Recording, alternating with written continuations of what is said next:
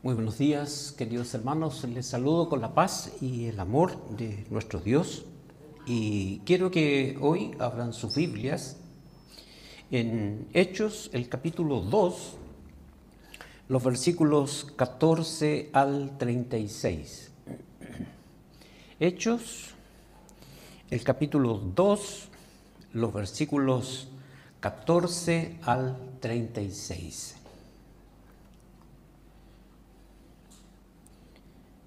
¿Lo tienen todos, hermanos? Amén. Dice así la palabra de nuestro Dios.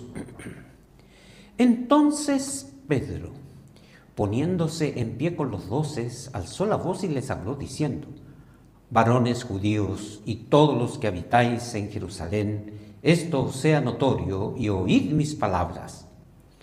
Porque estos no están ebrios como vosotros suponéis, puesto que es la hora tercera del día. Y en los postreros días, dice Dios, derramaré de mi espíritu sobre toda carne, y vuestros hijos y vuestras hijas profetizarán. Vuestros jóvenes verán visiones, y vuestros ancianos soñarán sueños. Y de cierto, sobre mis siervos y sobre mis siervas en aquellos días, derramaré de mi espíritu y profetizarán. Y daré prodigios arriba en el cielo y señales abajo en la tierra, sangre y fuego y vapor del humo. El sol se convertirá en tinieblas y la luna en sangre antes que venga el día del Señor, grande y manifiesto. Y todo aquel que invocare el nombre del Señor será salvo. Varones israelitas, oíd estas palabras. Jesús Nazareno, varón aprobado por Dios entre vosotros con las maravillas y prodigios y señales que Dios hizo entre vosotros por medio de él, como vosotros mismos sabéis. A este, entregado por el determinado consejo y anticipado conocimiento de Dios, prendisteis y matasteis por manos de inicuos, crucificándoles, al cual Dios levantó suelto los dolores de la muerte, por cuanto era imposible que fuese retenido por ella. Porque David dice de él: veía al Señor siempre delante de mí, porque está a mi diestra, no seré conmovido. Por lo cual mi corazón se alegró y se gozó mi lengua, y aún mi carne descansará en esperanza. Porque no dejarás mi alma en el Hades, ni permitirás que tu santo vea corrupción. Varones hermanos, se os puede decir libremente del patriarca David, que murió y fue sepultado, y su sepulcro está con nosotros hasta el día de hoy. Viéndolo antes, habló de la resurrección de Cristo, que su alma no fue dejada en el Hades, ni su carne vio corrupción. Así que, exaltado por la diestra de Dios y habiendo recibido del Padre la promesa del Espíritu, ha derramado esto que vosotros veis y oís, hasta que ponga a tus enemigos por estrado de tus pies. Sepa, pues, ciertísimamente toda la casa de Israel, que a este Jesús, a quien vosotros crucificasteis, Dios le ha hecho Señor y Cristo. Que el Señor bendiga su palabra. El tema de esta mañana que voy a estar exponiendo con ustedes le he llamado la era de la predicación, el tiempo de la predicación, por así decirlo. Y quiero comenzar más o menos para que podamos entender este tema, hablando acerca de la fiesta de Pentecostés, que fue la situación que juntó a mucha gente de muchas partes del mundo en aquella época para celebrar esta fiesta. En primer lugar, esta es una fiesta de origen judío, fiesta que muchas veces se le llama también de la cosecha. Originalmente era una fiesta agrícola que se celebraba la cosecha del trigo y la cebada, que era una producción muy importante dentro del pueblo de los judíos. Así que en esta fiesta ellos celebraban las bendiciones de los productos que la tierra había ofrecido. Y ellos hacían un reconocimiento en esta fiesta hacían un reconocimiento a Dios por lo que Él les había dado. También esta fiesta se vinculó, se relacionó con la conmemoración de la entrega de las tablas de la ley allá en el Sinaí, 50 días después de haber salido básicamente de Egipto. Entonces era una fiesta en la cual ellos conmemoraban muchas cosas importantes, los frutos de la tierra y también el recibimiento de las tablas de la ley. Y nosotros encontramos, queridos hermanos, que después, más adelante, esta fiesta, por así decirlo, nos ayuda a reflexionar sobre la resurrección de nuestro Señor Jesucristo, su ascensión, cuando Él fue a la diestra del Padre, y la venida del Espíritu Santo.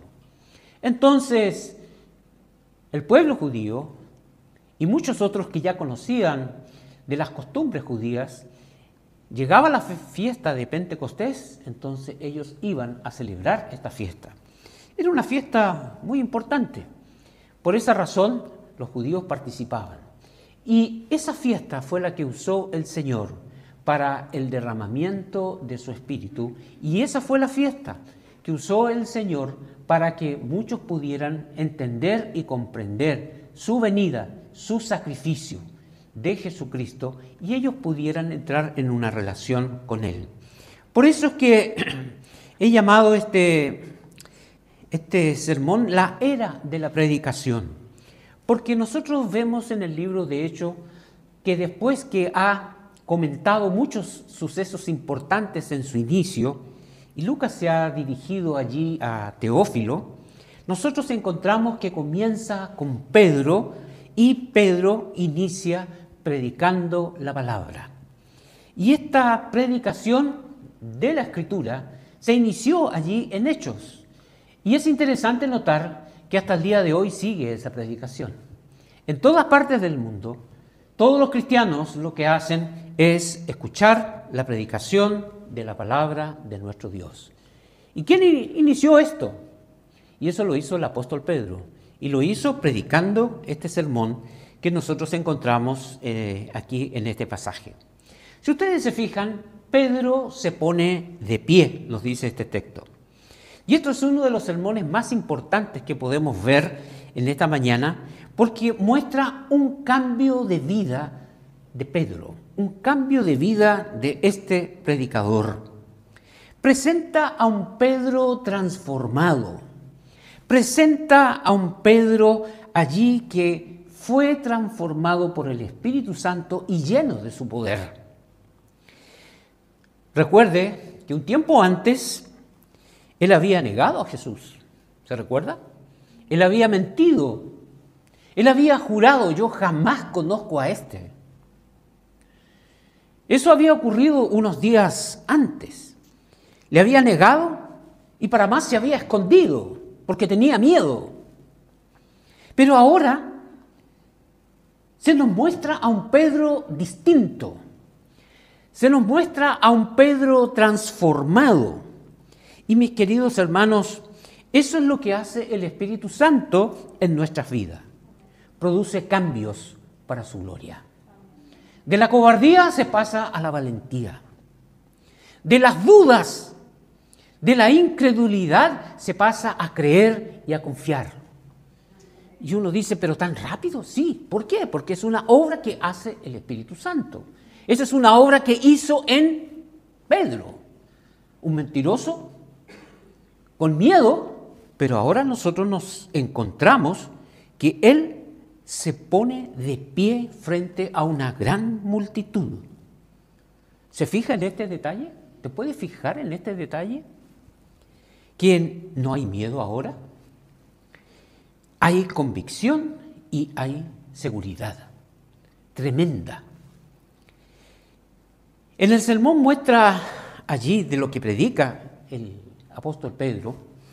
Está hablando de la obra del Espíritu Santo, de lo que el Espíritu Santo va a hacer, y a Jesús como Mesías, un Mesías que fue crucificado, muerto y resucitado. Qué cambio que ocurrió en la vida de Pedro, ¿no? Antes, habiendo negado todas esas cosas, ahora él las afirma y las predica. Y uno dice, bueno, ¿y por qué este cambio? Porque el Espíritu Santo, eso es lo que hace en nuestras vidas cuando nosotros somos allí llenados por Él. Nos dice el texto que alzó la voz, y seguro que alzó una voz seguro y con una gran convicción, porque dice que levantó su voz en medio de esa multitud, alzó la voz. Tenía valentía, tenía coraje, era muy diferente a lo que había hecho antes, quizás con mucho miedo y con mucho temblor, diciendo, bueno, yo no conozco a Jesús, nunca me han visto, déjame en paz. Ahora no. Él enseñó de una manera diferente a como lo hacían los fariseos y los rabinos de la época. Casi siempre los maestros hablaban solamente a sus seguidores, a los que le seguían a él, a los que seguían al maestro. Pero nosotros encontramos ahora que el apóstol Pedro era un hombre que alza su voz y habla a todos, sin importar.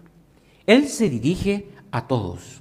Fue un sermón bien claro, que mostraba de una manera allí muy eficiente que había una relación muy estrecha entre Pedro, el predicador, con Jesús.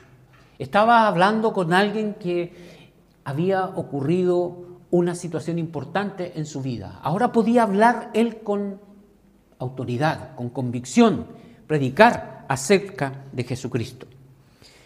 Hechos, el capítulo 2, el versículo 40, nos dice que en su prédica lo hizo con muchas palabras y testificó acerca de esto y los exhortó. El apóstol Pablo ahora es un hombre valiente, hay un cambio en la vida. Y eso es importante, mis queridos hermanos. Cuando el Evangelio, cuando el Espíritu Santo obra un cambio en nuestras vidas, realmente es un cambio total. Yo te puedo preguntar esta mañana, ¿tú has sido cambiado? ¿Puedes demostrar tu cambio? ¿Puedes hablar de cómo eras antes y cómo eres ahora? ¿O eres igual? Eso es trágico, porque muestra que no hay un cambio. En la vida de Pedro se notó un cambio. Sí, dijo Pedro, yo fui el gran mentiroso de los gran mentirosos, pero ahora soy diferente. Ahora estoy dispuesto a ser un mártir, estoy dispuesto ahora a morir por Cristo. Y eso lo cumplió en su vida. Pedro continúa y él empieza diciendo, oye, esta gente que habló en diferentes idiomas no están borrachos. Nadie puede pensar que a las 9 de la mañana alguien puede estar borracho. Un ebrio habla enredado. Quizás tú te has encontrado con algunos borrachos. ¿Cómo ellos hablan? ¿Cómo se mueven? ¿Cómo miran? Apenas se les entiende. Y hablan con palabras sin sentido. Estas personas que hablaron en diversos idiomas no estaban borrachos. Estaban en sus cabales, en las cuales allí, por medio del Espíritu Santo, ellos pudieron hablar en diferentes idiomas para dar a conocer el Evangelio, lo que estaba ocurriendo. Y nosotros encontramos que las personas que estaban participando de este evento, por así decirlo, escucharon en su propia lengua, de una manera clara y comprensible, sin vacilaciones. Por eso es que el apóstol Pedro está diciendo, oye, estos no están borrachos, ustedes han escuchado correctamente las palabras, no hay titubeos, no hay palabras sin sentidos, sino que fue un mensaje claro que cada extranjero pudo oír en su propio idioma. Y no hay cosa más interesante cuando uno escucha una comunicación en su propio idioma. Es más complicado cuando nosotros tenemos que escucharle a otro que nos está diciendo en otro idioma. Necesitamos un intérprete que nos aclare lo que está diciendo. En este caso no fue así. Estas personas se escucharon en su propio idioma porque esas personas llenas del Espíritu hablaron en lenguas extranjeras para que todos pudieran escuchar el mensaje de nuestro Señor. Y Pedro coloca un énfasis muy importante. El día del Señor. Este era un día especial, muy especial. No tan solo porque estaban celebrando Pentecostés y recordando cosas pasadas, las bendiciones de la agricultura, las situaciones que habían pasado con la ley. No, él dice que este es el día del Señor y es muy especial este día. Este fue un gran golpe para todos los fariseos y para todos los judíos de aquella época, porque los privilegios que tenían los judíos pensaban que solamente son para los judíos. Estos privilegios que se dan acá son privilegios que son exclusivamente para nosotros los judíos. Pero nosotros encontramos que es totalmente diferente. Ahora todos los privilegios, estos privilegios de la relación que tienen que tener ahora con Dios, es para todos los hombres, para todos. Por eso es que el texto que cita allí de Joel dice, derramaré de mi espíritu sobre toda carne, y empieza a nombrar, y vuestros hijos, vuestras hijas, vuestros jóvenes, vuestros ancianos, mis siervos, mis siervas, yo voy a derramar mi espíritu sobre todos, no tan solo sobre ustedes los judíos, sino que sobre todo. Pero el apóstol Pedro sigue y quiere explicar más los acontecimientos de Pentecostés. Y esto nos lleva a los siguientes textos. Quiero comenzar diciendo que él predica un sermón, y un sermón que está basado en las Escrituras. Y esto es un gran ejemplo para nosotros hoy en día. La palabra de Dios, la predicación, es lo que se debe exponer hoy. No son mis ideas, no son mis pensamientos, sino que mi deber como predicador es que yo tengo que exponer qué es lo que dice la palabra, qué está transmitiendo el autor inspirado por el Espíritu Santo en la palabra. Y de eso trata la predicación. Cuando usted viene acá al culto, usted recibe la exposición de la palabra del Señor. Nosotros no llegamos aquí al culto sencillamente a un momento para pasar un momento agradable o un momento divertido. Yo no vengo aquí a mirar un evento artístico. Yo vengo a escuchar la palabra de Dios que tiene algo para mi vida. Vengo a escuchar el consejo de la palabra de Dios que necesito para vivir para Dios. Yo vengo a adorar a Dios. Vengo a encontrarme con Dios, a relacionarme con Él. Vengo a saber que Dios algo quiere de mí y que aquí lo aprendo y lo coloco en práctica. Nosotros encontramos que hoy en día a veces perdemos la perspectiva en este sentido. Pensamos que el aspecto del culto, bueno, es que yo esperaba que fuera algo más divertido, un poco más atractivo. Oye, tú no vienes a eso. Tú no vienes a eso. Tú no vienes a buscar diversión acá. Tú no vienes a buscar entretenimiento. Si tú quieres buscar entretenimiento, pues anda a un lugar donde haya entretenimiento. Anda al shopping, anda a un circo, anda a una obra de teatro, anda a ver una película. Pero acá tú vienes a escuchar la palabra de Dios. ¿Se entiende? ¿O no se entiende? Yo vengo a escuchar la palabra de Dios. ¿Qué es lo que Dios tiene para mi vida? Y cuando lo vengo a saber, estoy dispuesto entonces a cumplirlo. Entonces el apóstol, en este caso, él comienza a explicar los sucesos que estaban ocurriendo y el significado básicamente de cada uno de estos sucesos.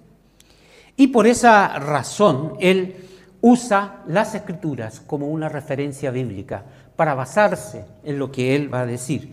Por eso es que él usa Joel capítulo 2, versículos 28 al 32.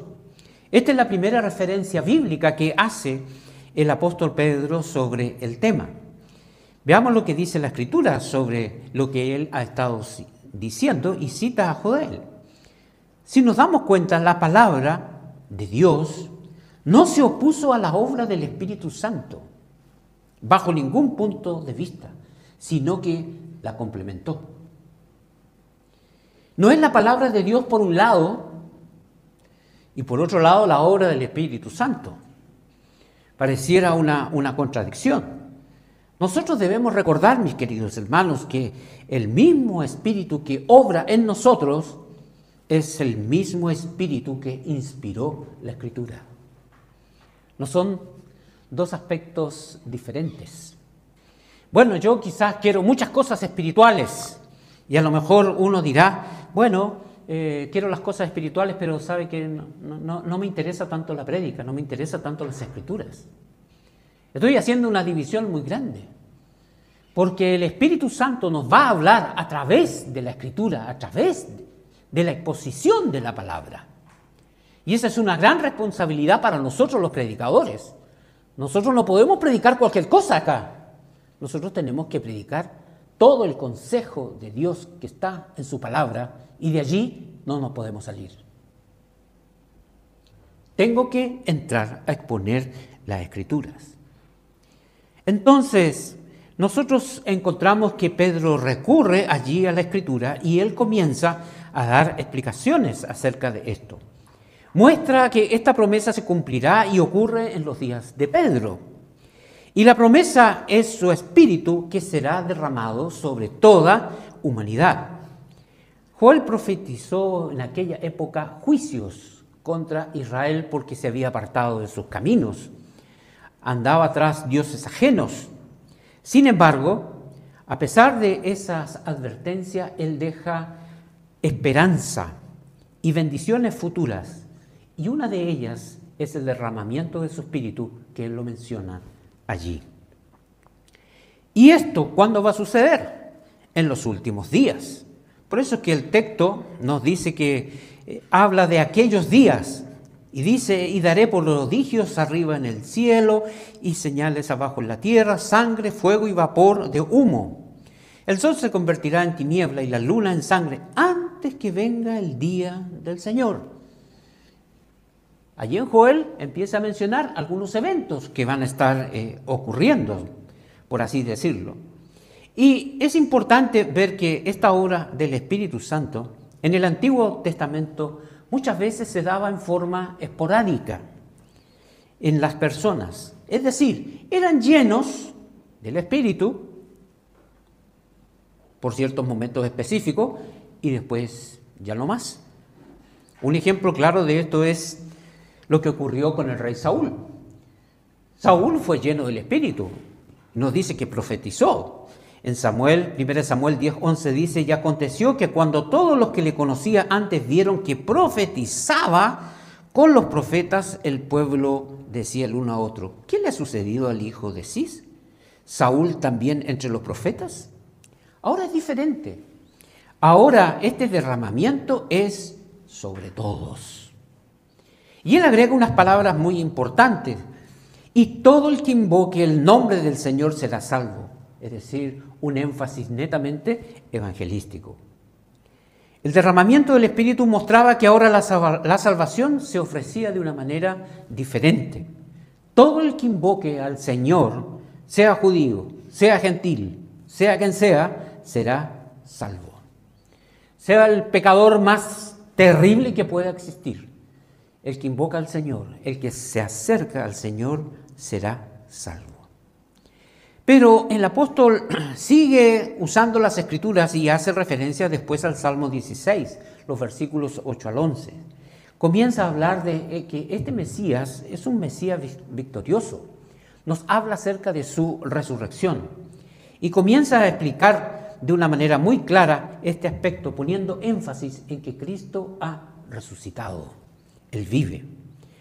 Dice allá en parte del Salmo, versículo 10, porque no dejarás mi alma en el Seol, ni permitirás que tu santo vea corrupción. Me mostrará la senda de la vida, en su presencia y plenitud de gozo, delicias a tu diestra para siempre. Es un salmo que se refiere a Jesucristo, donde está mencionando que Jesucristo no quedó enterrado, sino que Él sencillamente se levantó de entre los muertos. Pedro está poniendo el énfasis en la resurrección de nuestro Señor Jesucristo. Es algo que también nosotros hoy debemos poner mucho énfasis para tener victorias en nuestra vida y dar la honra y gloria a nuestro Señor. El Señor ha resucitado. Jesús no fue retenido por la muerte. Jesús sencillamente venció la muerte. La muerte no acabó con Él. Por eso es que el Señor Jesús nos menciona en algunos de sus pasajes de una manera muy clara. Nos está mencionando y nos dice: yo soy la resurrección y la vida. El que cree en mí, aunque esté muerto, vivirá. En 1 Corintios nos deja una advertencia: y si Cristo no resucitó, vana es nuestra fe. Aún estáis en vuestros pecados. Por eso nosotros debemos tomar conciencia de este aspecto. Cristo resucitó y nos hace fuertes, nos hace seguros, por así decirlo. Estoy unido a un Cristo que vive. Eso abre las puertas a la adoración, porque estoy adorando a un ser vivo. Un ser vivo, una persona viva que venció la muerte y que vive, y que yo estoy unido a Él. A veces hay hijos, por así decirlo, que muestran que están unidos a un Cristo muerto. No cambian, no se comprometen, no están dispuestos a ningún servicio al Señor. Y es porque algo falta. Algo falta allí. Nosotros adoramos a un Cristo vivo y eso debe llenarnos de fuerza y de esperanza. Eso debe llenarnos de ánimo. No estoy frente a un cadáver, estoy frente a Cristo que vive y que volverá por mí. Y eso jamás tengo que olvidarlo.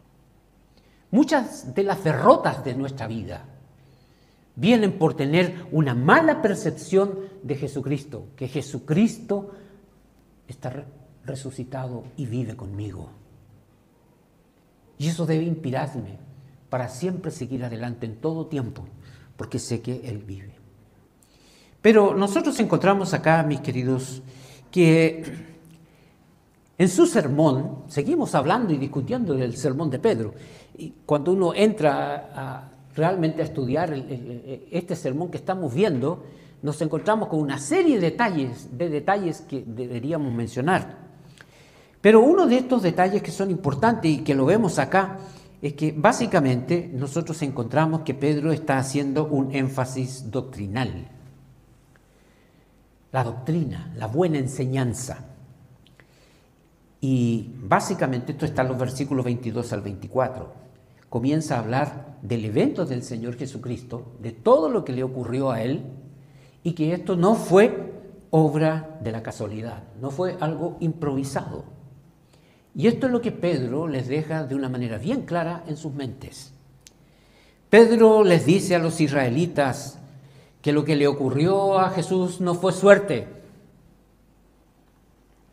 no fue casualidad, no fueron cosas improvisadas. Por eso él, escuchen estas palabras, por favor, está refiriéndose Pedro a ellos. Presten atención. Ustedes saben lo que ha hecho Jesús. Ha hecho milagros, ha hecho señales. Ustedes conocen la obra del Señor Jesucristo. Ustedes han podido ver todo lo que ha ocurrido con su sufrimiento, su pasión, su sacrificio, su resurrección. Nosotros hemos sido testigos de eso. Ustedes han podido ver la oposición de los fariseos. ¿Se acuerdan en el Evangelio de Lucas cuando nosotros estudiamos? Los fariseos desde el principio hasta el último, ¿qué querían hacer con Jesús? Matarlo. Querían sacarlo del medio. Y el Señor Jesús se tuvo que enfrentar a ese tipo de cosas. Y esto no era casualidad, por así decirlo, que estas cosas ocurrieran así. Lo que ha sucedido, les dice Pedro a ellos, Lo que le ha sucedido a Jesucristo es el plan de Dios. Y nosotros encontramos allí en el versículo 23, a este, entregado por el determinado consejo y anticipado conocimiento de Dios, prendisteis y matasteis por mano de inicuos, crucificándoles. Dios hizo esto. Dios hizo esto. Dios permitió esto para nuestra salvación. Dios permitió que Jesucristo fuera azotado, crucificado para mi beneficio. Él permitió eso. Él sabía que esto iba a ocurrir. Por eso es que en el Salmo 3:5 nos da una expresión muy interesante. La salvación es de Jehová.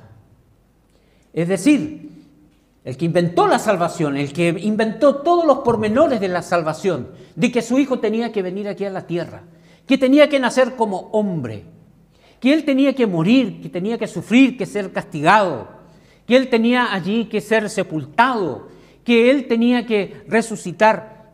Todo esto estaba ya en el consejo de Dios, era el plan de Dios. Jesús debía pagar por mis pecados.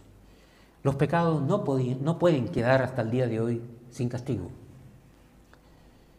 El pecado merece un pago. Caí en pecado y yo tengo que pagar. Y es allí donde el Señor Jesucristo, en su sacrificio eterno, ha pagado por todos nuestros pecados.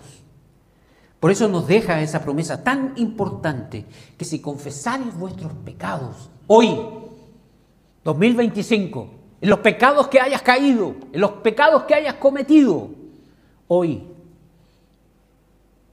si confesamos nuestros pecados, Él es fiel y justo para perdonarnos de toda maldad. Qué hermoso este sacrificio, ¿verdad? Un sacrificio de años, cientos de años atrás. El sacrificio de Jesucristo y su obra de perdón, de redención, sigue vigente hasta el día de hoy. Gloria a Dios por eso. Si eso no hubiese sido así, mis queridos hermanos, quiero usar una expresión muy mía, estaríamos fritos. No habría vuelta. Estaríamos con nuestros pecados encima y un día tarde o temprano vamos a tener que pagar por ellos. Pero el plan de Dios, el plan eterno de Dios, Él dijo, no, esto lo voy a planear para que sea para siempre. Y eso es lo que nos debe mover a nosotros, a que siempre demos la honra y la gloria a nuestro Dios y le sigamos. Y Pedro menciona esto. Él les dice abiertamente, ustedes lo crucificaron. Ustedes lo crucificaron. Qué valentía de Pedro ahora, ¿no? Cómo ahora él se enfrenta y él menciona, ustedes crucificaron al Señor Jesús. Yo pienso que unas semanas antes Pedro jamás habría estado diciéndole eso a los fariseos y a la gente judía. Pero hoy sí. ¡Qué valentía de Pedro! Un desafío enorme contra los fariseos que lo condenaron, que lo mataron, que planearon su muerte. Ustedes lo hicieron. Pero, aunque lo mataron, les quiero decir, mis señores fariseos, que la muerte no lo venció. Él no quedó muerto. Por eso es que el texto más adelante nos dice, por lo cual mi corazón se alegró y se gozó mi lengua y aún mi carne descansará en esperanza, porque no dejarás mi alma en el Hades, ni permitirás que tu santo vea corrupción. Eso ya lo estaba mencionando Pedro y desde antes se había dicho. La resurrección nos muestra que el plan de Dios no es dejar a Jesús bajo el imperio de la muerte, sino que lo levanta, lo exalta y vence al que tiene el imperio de la muerte, lo derrota en la cruz, en forma completa. Por eso es que no hay nada ni nadie que pueda hacernos frente, porque ya están ellos derrotados. Cada día, mis queridos hermanos, debo tomar conciencia que yo debo ser castigado por mis pecados. cada día. Lo que yo he hecho merece castigo. Merece un castigo por lo que yo he realizado. Por eso están las cárceles. A los que se les sorprenden en situaciones terribles, se tiene que ir a la cárcel, tiene que ir a pagar por lo que ha hecho. Yo debo tomar conciencia que muchas veces por mis malas actitudes, mis malas palabras, mi mala conducta, que va en contra de la palabra del Señor, yo debo ser azotado, castigado. Y ahí es donde está la misericordia grande de nuestro Dios. Yo debería haber sido enviado al infierno, pero Dios planeó que Cristo hiciera una obra de salvación por mí, que me libre de ella, que me libre de esa culpa, me libre de esa condena. Él pagó por mí. El Señor Jesucristo fue castigado, levantado de la muerte, y a mí dándome hoy en día victoria unido a Él. Nosotros somos victoriosos por Cristo, por la resurrección de Jesucristo. Mis queridos hermanos, si hoy pasamos por dificultades, por situaciones difíciles, tengo que pensar que Dios está conmigo, que toda situación está bajo el control del Señor. Y Él tiene una salida a mis problemas. Él tiene una salida que es mucho mejor de lo que yo estoy pensando. Uno de los salmistas dice: ¿por qué te abates, oh alma mía? ¿Por qué te turbas dentro de mí? Espera en Dios, porque aún he de alabarle. Sí, espera en Dios. Los discípulos pensaron, muchos de ellos, nuestro Señor Jesucristo murió y ya no hay caso, se acabó, se terminó. Espera en Dios. Él tenía la última palabra, y esa última palabra era de una manera muy clara, que Él vencería la muerte y se levantaría de entre los muertos. Y eso debe llenar nuestros corazones de alegría y de agradecimiento a nuestro Dios. Finalmente, nosotros podemos ver un énfasis muy claro allá en el sermón de Pedro. Todavía estamos hablando del sermón de Pedro. En el Salmo 110 que leímos en esta mañana, Pedro quiere dejar algo bien en claro a los oyentes de esa época y también para nosotros, que Jesucristo resucitó y está a la diestra del Padre. Y eso yo no tengo que olvidarlo. Ahora nosotros necesitamos vivir una vida resucitada con Cristo. Estoy unido a un Cristo vivo y resucitado que ha vencido la muerte y que Él está conmigo ante cualquier situación. Por eso es que el Salmo 10 menciona algunos aspectos importantes. Jehová dijo a mi Señor, dice el salmista, siéntate a mi diestra hasta que ponga a tus enemigos por estrado de tus pies. Este pasaje nos deja en claro que el Señor habló con el Señor de David. Habló con el Señor de David como su Dios, no con David, porque David ya estaba muerto. Eso lo aclara cuando dice, varones hermanos, se puede decir libremente del patriarca David que murió y fue sepultado y su sepulcro está con nosotros hasta el día de hoy. Viéndolo antes, habló de la resurrección de Cristo, que su alma no fue dejada en el Hades, ni su carne vio corrupción. El Señor ha resucitado. El Jesús de Nazaret, que hizo tantas señales y prodigios, es Dios mismo. Y menciona, además, Pedro, que sus enemigos serán el estrado de sus pies. Pedro habla de invocar al Señor para ser salvo y se refiere a invocar al Señor Jesús y reconocerlo a Él como Señor. Fíjese lo que dice Filipenses capítulo 2, versículos 10 al 11. Para que en el nombre de Jesús se doble toda rodilla de los que están en los cielos y en la tierra y debajo de la tierra, y toda lengua confiese que Jesucristo es el Señor, para gloria de Dios Padre. Él es el Señor. Qué palabras más maravillosas. Entonces, nosotros tenemos que entender que Pedro está afirmando esto. Jesucristo ha resucitado. Nosotros fuimos testigos, dice Pedro. Nosotros lo vimos. Pedro comienza a finalizar esta parte de su sermón y básicamente nosotros lo podríamos colocar de esta forma. Los que crucificaron a Jesús se equivocaron. Los que intentaron matarle para que nunca más aparecieran se equivocaron grandemente porque Él venció la muerte. Lo trataron como un criminal, pero en la resurrección mostró que Él es el Señor, que Él es el Mesías. Se cumple el plan divino, el plan de Dios al pie de la letra. Jesús es el Mesías, es el Cristo. Para ti, ¿quién es Jesús? ¿Lo consideras un Señor?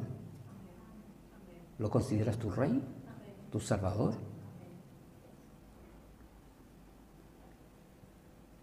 Nosotros debemos tener muy en cuenta, mis queridos hermanos, que adoramos a un Cristo vivo. No vivamos, por favor, como si Cristo no hubiese resucitado. Nosotros sí podemos. Nosotros sí podemos dar un paso más allá. Sí podemos vencer. Sí podemos ser ejemplo. Sí podemos hacer su voluntad. Porque estamos unidos a un Cristo que ha resucitado. El texto termina con una palabra Señor.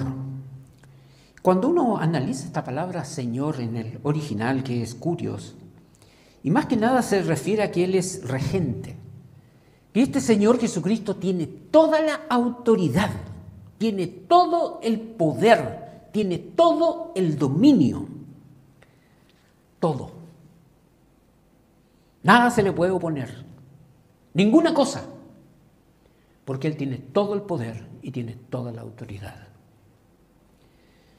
¿Has tomado conciencia, mi querido hermano, a quién adoras? ¿A quién le estás cantando? ¿A quién le estás hablando? ¿Has tomado conciencia ante quién te presentarás? Después de Cristo no hay más. Solo Cristo. Y yo te animo y te insto que en esta era de la predicación, en este sermón de Pedro, nosotros no nos olvidemos de que Cristo es el Señor de mi vida y yo tengo que tratarle a Él con toda reverencia y con todo respeto y con todo amor, porque es Rey de Reyes y Señor de Señores y lo es de mi vida. Oremos.